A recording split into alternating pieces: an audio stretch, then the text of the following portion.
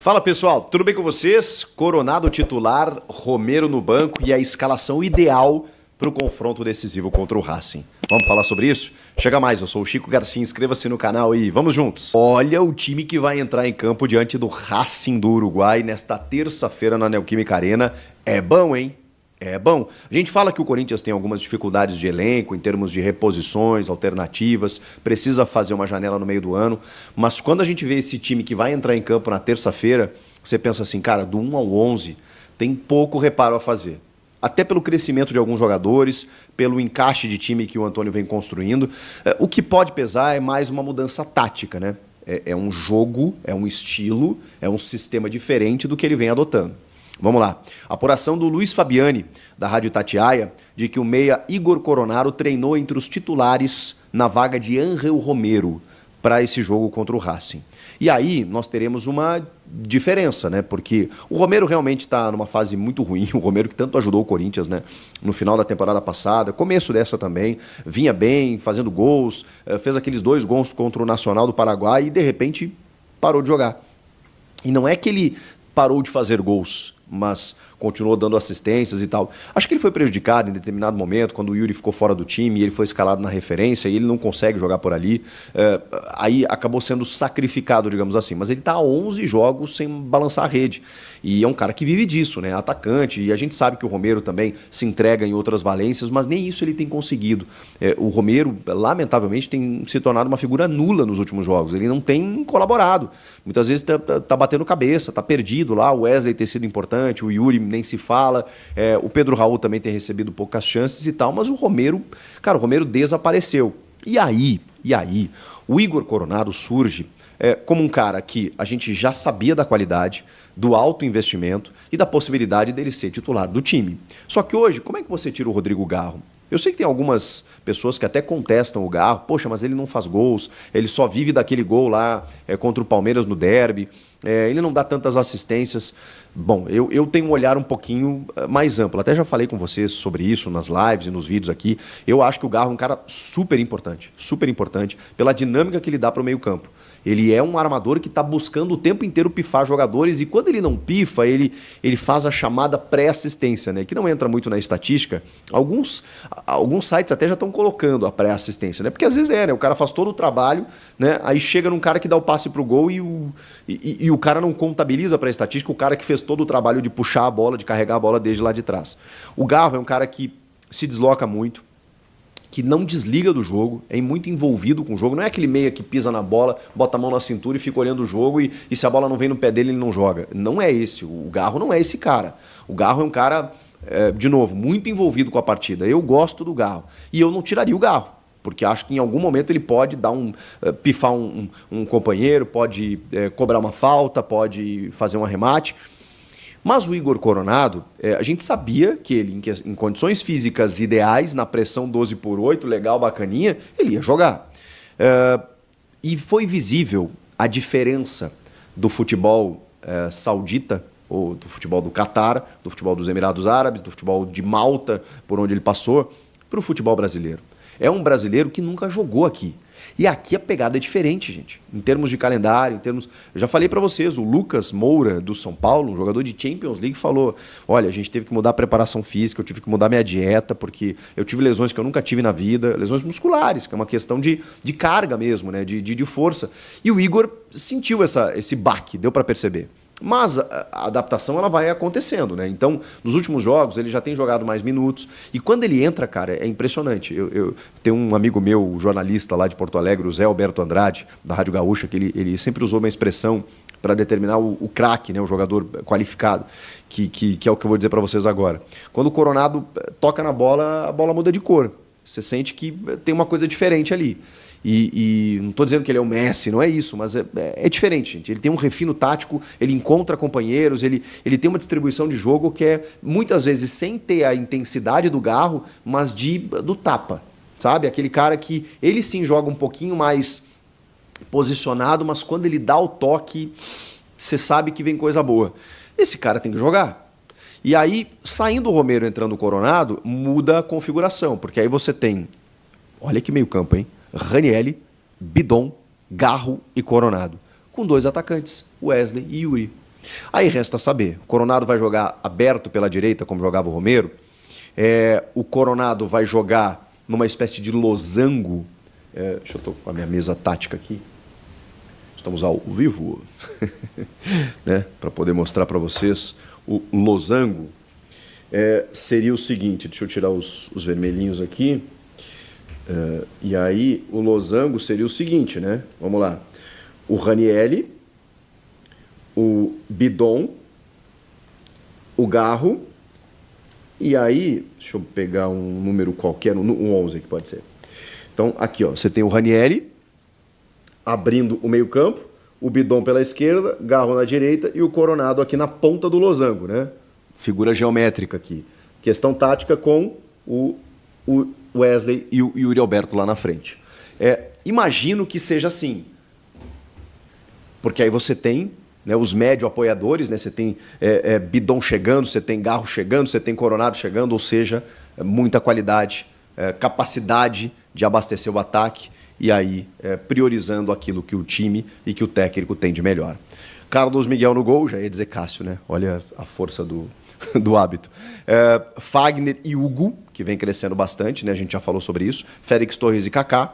E aí do meio campo para frente, Ranieri, Bidon, Garro, Coronado, Wesley e Yuri Alberto. Bom time, hein? O Corinthians joga uma final do grupo contra o Racing. O Racing é o líder com 11 pontos, o Corinthians o segundo com 10. Apenas o primeiro vai direto para as oitavas de final. Basta o Corinthians empatar. Porque se ele empata, ele, nos outros critérios, ele está superior em relação ao Racing. Ele tem mais saldo, ele tem mais gols marcados, em número de vitórias os dois estão igualados, então basta o Corinthians não perder. Se vencer, então melhor ainda, que passa em primeiro e despacha o Racing. Se empatar, vai igualar em pontos e passar nos critérios também. Então o Corinthians tem a faca e o queijo na mão para ir direto para as oitavas de final da Sul-Americana, mas claro que a Fiel quer uma vitória com esse time aí para, né, dar uma motivada diante de tanta notícia ruim no bastidor. Pelo menos o time mostra uma cara, mostra uma possibilidade de ter uma perspectiva melhor para a sequência da temporada. E como eu falei no vídeo, o Yuri está inclusive, olha que loucura, superando alguns atacantes rivais, talvez até mais badalados do que ele, alguns pelo menos, né? Para vocês terem uma ideia, o Yuri ele tem 12 gols em 22 jogos, tá? Eu falei dos 11 que ele marcou com o Antônio em 17, mas se a gente contar o ano, são 12 gols em 22 jogos. O ano passado, ele marcou 15 gols em 63 partidas. Então ele está a 3 golzinhos de superar todo o ano passado, que foi daquele jeito que vocês sabem. Mas aí, vamos para o Flaco Lopes. Flaco Lopes do Palmeiras, que joga no Palmeiras e que foi o artilheiro do Campeonato Paulista. O Flaco Lopes tem 11 gols. O Yuri tem 12. O Flaco Lopes tem 11 gols em 26 jogos. Ele tem mais jogos do que o Yuri e ele tem menos gols. 11 gols em 26 jogos. Vamos para o Luciano, então. O Luciano tem 26 jogos e 8 gols. O Luciano, que é badaladíssimo, tem 8 gols apenas em 26 jogos. O Endrick, rapaz, essa é impressionante. Porque o Endrick... Bom, o Endrick, eu sou um fã do Endrick, não acho que ele seja badalado à toa. Acho que o moleque fez alguns gols decisivos, inclusive, de novo, né, na reta final do Paulistão. Foi super importante na campanha. Mas o Endrick tem 4 gols. O Endrick tem 4 gols no ano, em 21 jogos. O Yuri tem 12. É que aí você vai para o Palmeiras, você tem o Flaco Lopes artilheiro, tem o Veiga que está sempre fazendo gol, cobrando pênalti, você tem o Rony que faz os golzinhos dele e tudo mais, o Piquerez que às vezes, né, chega muito bem ao ataque. Você tem esses jogadores, o Aníbal Moreno que fez alguns gols de cabeça, inclusive, mas o Endrick, que é o centroavante, que é o atacante, beleza, deu passe para gol, sofreu pênalti, mas ele tem 4 gols. O Yuri tem 12. Precisamos falar de Yuri Alberto como um cara que se abateu, mas nunca baixou a cabeça. Nunca baixou a cabeça. Nunca, cara, eu não vi nenhum zum dele querendo sair do Corinthians. Inclusive teve proposta e ele decidiu ficar. É um cara que você vê assim, que a todo instante ele sente muito prazer em jogar no Corinthians. Ele quer muito dar certo no Corinthians. Ele se estabeleceu no Corinthians, ele escolheu o Corinthians, tinha uma proposta do Inter na mão para ele ganhar a mesma coisa. E ele pegou as duas e falou assim, No Inter eu já joguei. Eu quero um desafio maior, que é jogar no Corinthians. Ele escolheu vestir a camisa do Corinthians. O Yuri Alberto é muito Corinthians. E eu acho que isso está fazendo ele dar a volta por cima. Porque a torcida, enfim, pegou no pé quando teve que pegar, a imprensa também pegou no pé quando teve que pegar, tirando os mais exaltados. Eu acho que a crítica foi justa, porque ele estava numa fase técnica ruim, tropeçava na bola, cara, a coisa não estava acontecendo. E a confiança, né, devolvida, com a chegada do Antônio, com a cabeça no lugar, com um time também melhor ajustado, melhor abastecido, e aí o Yuri deslanchou. Tendência, se o Corinthians, cara, poxa vida, é tanta coisa ruim que acontece no bastidor, né? Mas o time assim, tem algumas carências, a gente sabe, mas, cara, olha, o Yuri tem condições aí de fazer mais uns 10 gols, pelo menos, até o final da temporada e ajudar muito o Corinthians esse ano. Pelo menos é o que eu penso. Eu tenho duas informações que vêm da Arábia, tá? Ligação com a Emirates, que eu vou mostrar para você que vai ser muito difícil isso daí acontecer. A primeira, você já sabe. Por que eu acredito que não vai fechar? Por conta dos escândalos, tá? O Corinthians está se envolvendo em muitos escândalos. O Corinthians precisa, né?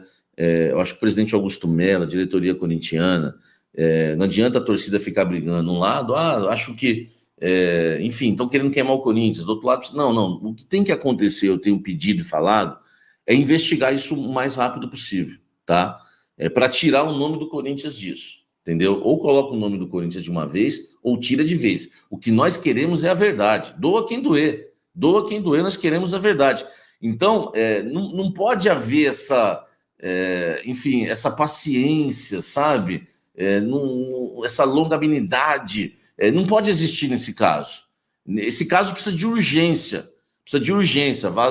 Vazaram aí prints antigos, né? Do Cassundé. O cara é São Paulino, mais um São Paulino, pelo amor de Deus. Mas quantos São Paulino aparece no Corinthians agora, né? Enfim, essa é outra história, tá? O que eu quero dizer é o seguinte: vocês me conhecem, que eu sou aquele que traz notícias boas e notícias ruins. Eu tô com a verdade, não tenho lado, vocês sabem muito bem disso. Então, por isso que vocês gostam muito de me ouvir. Então, olha só. Primeiro, esses escândalos, né, ou polêmicas, né, enfim, defina como você quiser, tá? Chegaram ao ouvido, tá, da Emirates. Primeiro, uma coisa que eu quero falar, que eu já adiantei, inclusive, na introdução. O representante da Emirates na América do Sul entrou em contato com alguns corintianos importantes, tá? Enfim, do mercado que ele conhece, porque ele está vendo o nome dele vinculado ao Corinthians, né, o nome da Emirates, né, desculpa, não é o nome dele, o nome da Emirates vinculado ao Corinthians, e perguntou, né, para essa pessoa, por exemplo, o que ela acha disso tudo que está acontecendo, né, enfim, dessa situação da Emirates. O Corinthians está interessado, a Emirates está interessada, para saber realmente o que está acontecendo, e ficou sabendo de todo o escândalo, de toda a situação do patrocínio da VaiDeBet. A VaiDeBet já meio que tirou o corpo fora, tá? Aquela nota da VaiDeBet mostra o seguinte: se a casa cair para alguém, nós não temos nada a ver com isso, entendeu? Então a VaiDeBet já está meio que tirando o corpo fora. Ela está no clube, vai continuar patrocinando o clube, colocando dinheiro no clube, mas ela não quer ver o nome dela vinculado a essa situação. Podem reclamar do Juca Kfouri, do torcedor corintiano, o que for, mas a situação do Laranja existe. A situação do Laranja existe, tá? Ela existe, né? Nem vou mudar esse relógio, essa cor desse relógio aqui. Por quê? A gente precisa saber agora, que aí ninguém pode provar e acusar ninguém, se esse Laranja tem algum envolvimento com alguém do Corinthians. É isso que precisa definir logo para tirar o nome do Corinthians da situação, como eu disse, ou aí afunda de vez, né? Espero que realmente o Corinthians não esteja envolvido, né? Que esse dinheiro dê uma volta. Isso que preocupa, mas ninguém pode comprovar nada disso, ninguém pode acusar ninguém ainda. Só que o assunto, meu amigo, se a VaiDeBet manda nota oficial e todo mundo fala sobre o assunto, chegou na Emirates. Esse é um caso, esse é uma questão que eu acho que não vai fechar, tá? Agora, algumas coisas importantes, pessoas que têm ligações com a Emirates, tá? Eu vou ler aqui o que essas pessoas falaram para mim, o que me faz ter essa opinião que não vai fechar e não vai dar em nada, tá? Samir, não acredito que a Emirates feche, tá, com o Corinthians. Não acredito que feche nada. Árabe odeia escândalo. Essa pessoa aqui, ela não sai da Arábia, tá? Ela não sai de Dubai, ela não sai... Enfim, ela sabe exatamente quem são as pessoas.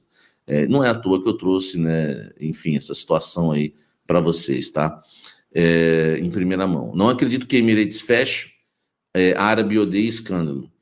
Ainda mais que é uma estatal, coisa que eu nem sabia, não entendo muito da Emirates, né? Aí eu perguntei, é do governo? Aí ele falou assim para mim, é da família do Sheik de Dubai, tá?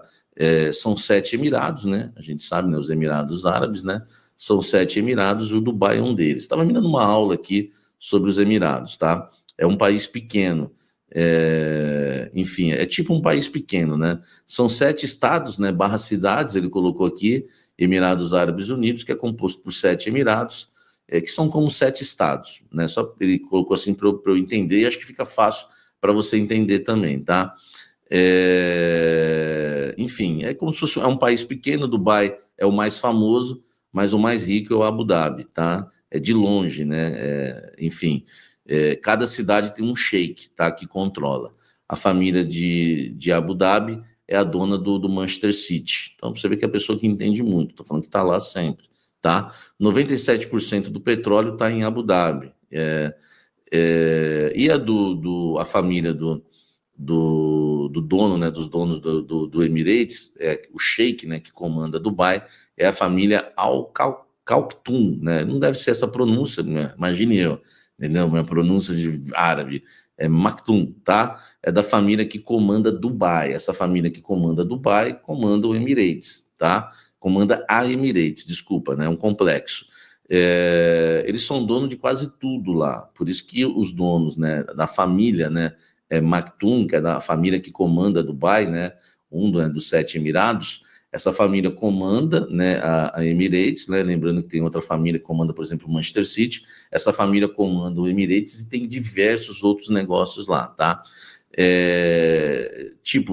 As famílias, tipo todas as terras, é um sistema bem diferente. Lá não se paga imposto de renda, enfim. Alguns outros detalhes, depois ele ficou me explicando aí sobre Dubai, sobre Emirados Árabes, tá? Essa pessoa, ela já tem a opinião dela formada de que não vai fechar porque árabe, ele escreveu aqui para mim, árabe odeia escândalo, tá?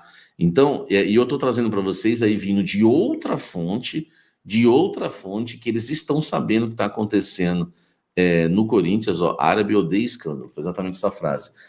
Outra fonte que é do representante da Emirates na América do Sul, que está sabendo o que está acontecendo.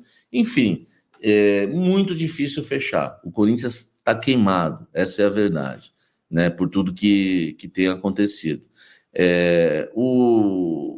Está confirmada, né? O Sérgio Moura, que é o diretor de marketing, confirmou para os jornalistas, né? Inclusive aí os portais todos deram, né?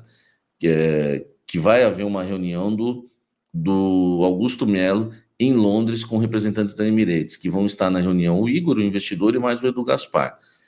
Enfim, precisamos saber se vai realmente agora ter essa reunião. Eu, sinceramente, olha só, Samir Carvalho, enfim... Samir, mas todo mundo não confirmou que ia ter reunião? Sim, você não trouxe a informação? Sim. O Augusto não falou que tem conversa com a Emirates? Sim, tudo sim. Só que nós estamos falando um sim de 3 dias atrás, né? Agora a situação do Corinthians só se alonga com essa questão. O próprio Augusto Melo falou que o Corinthians perdeu um patrocinador por causa do problema aí da VaideBet, o problema da comissão.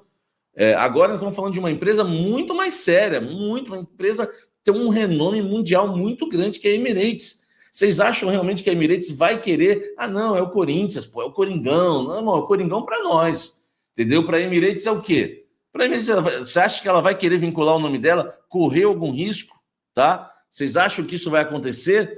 Eu, sinceramente, esse é um vídeo com informação e opinião. Eu passo a realmente não acreditar, tá? Não acreditar que vai fechar. Escândalos, os árabes não aceitam escândalos, é uma estatal do representante. E tem outra coisa, tá? A gente... E continuando com as informações do Timão, o Corinthians enfrenta amanhã o Racing do Uruguai na Neoquímica Arena às 7 horas da noite, né? E para essa partida, o Antônio Oliveira vai promover algumas mudanças no time titular, né?